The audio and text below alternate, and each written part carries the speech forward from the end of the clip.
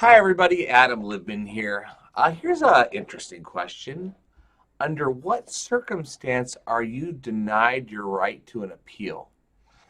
So the IRS is very clear that every taxpayer has a right to speak with the manager in the first round of an audit.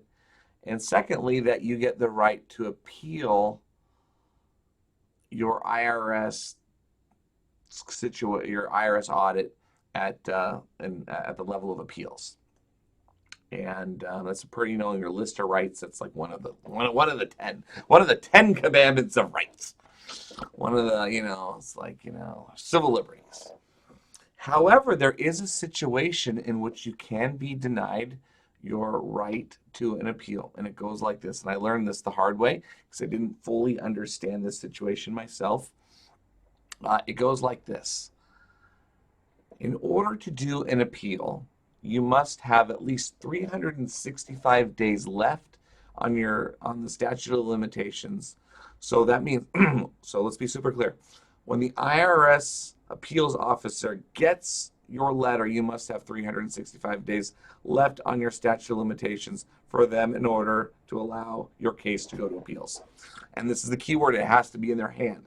So for the time you've got the audit, from the time you mail out that appeals notice, you send it to the auditor, then they mess around with it, and then they send it to appeals.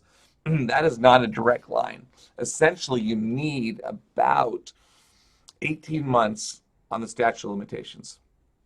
For those of you that are unaware, the statute of limitations is the IRS has 3 years from the date of your filing to essentially assess any additional tax. It's kind of like, time's up. So if the IRS doesn't nail you, if they don't audit you, if they don't assess it, what you did 3 years ago, provided there's no fraud, stands.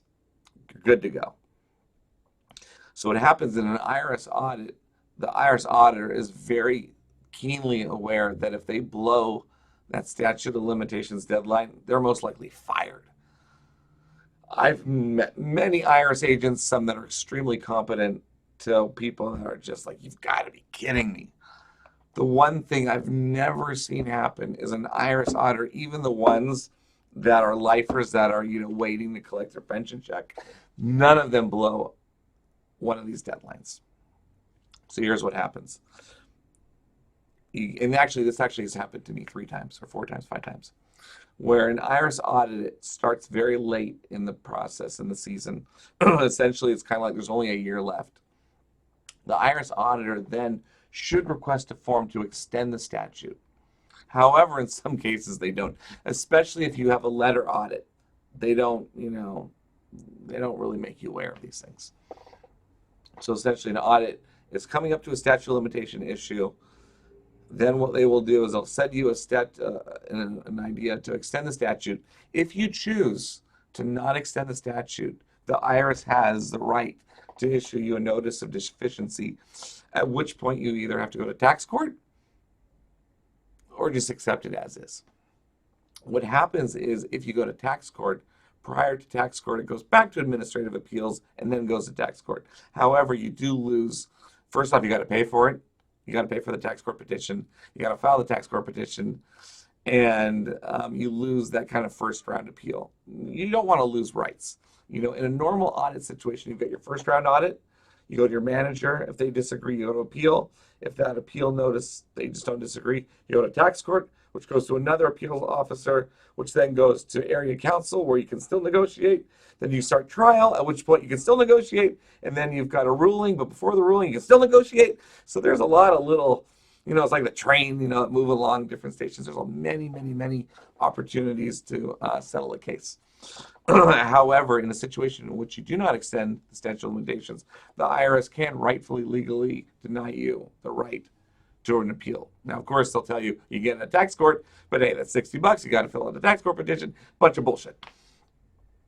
So what does that mean for you? Always be aware of the statute of limitations. See if the IRS auditor is requesting it, which they should. And now, here's an interesting question. When is it a good time to play chicken with an IRS auditor when it comes to filing these things? And there are many situations to play chicken, and both the IRS uses it to their advantage, and you should also use it to your advantage. A little bit beyond the scope of this video to talk about it. Give me a call. I'll be happy to tell you when it's appropriate. And yeah, there you go. This is the situation in which they could deny you your right. Okay, take it easy.